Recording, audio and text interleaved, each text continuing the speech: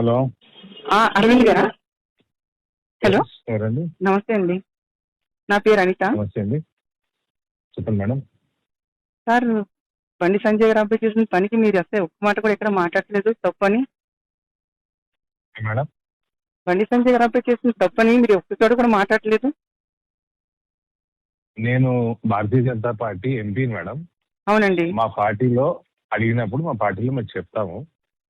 అంటే బయట ఎక్కడ అన్యాయం జరిగిన చోట మాట్లాడాలో మీరు అక్కడ మాట్లాడతాం. అన్యాయం జరిగిన చోట ఖండించరా మీరు? మేము ఖండించాల్సిన చోట ఖండిస్తామండి. ఖండించేది ఉంటే ఖండిస్తాము. ఇప్పుడు మీరు ఎవరు?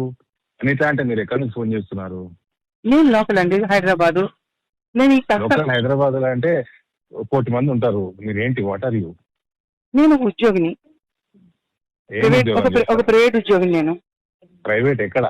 హైదరాబాద్ లో ఉంటుంది, హైదరాబాద్ రెహమత్ నగర్ ఎక్కడ? ఏ కంపెనీ? ఉంటుంది, రెహమత్ నగర్. నేను అడిగిన దానికి మీరు అడిగేదానికి సంబంధం ఉందా సార్? మీరు నన్ను అడగడానికి మీరు ఎవరు మేడం? అరే, మీరు ఒక అధికారి అండి, ప్రజల అధికారి. మీరు అవునండి, ప్రజల నాకు మనిషి అండి. తెలుసండి. ఒక ప్రజలో నేను ఒక వ్యక్తిగా మనిషిగా మాట్లాడుతున్నాను. జరిగిన అన్యాయాన్ని మీరు ఎందుకు మాట్లాడలేదు అని. నేను మాట్లాడాలి, ఎక్కడ మాట్లాడాలి, ఎక్కడ మాట్లాడకూడదు, ఏం మాట్లాడాలని నేను నిర్ణయిస్తాను మేడం. అంతేగాని తప్పని ఖండించడానికి మీరు రారు బయటికి.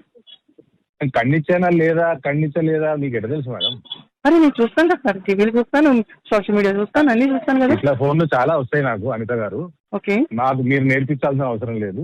నేను ఎక్కడ మాట్లాడాలి, ఏమి మాట్లాడాలి, చిన్నదానండి. మీకంటే ఎక్కువ రెస్పాన్సిబుల్ గా ఉంది మీకు, మేము మహిళల పట్ల, మైనర్ల పట్ల ఉంటాం. మీకుందండి. అందుకే అడుగుతున్నాను.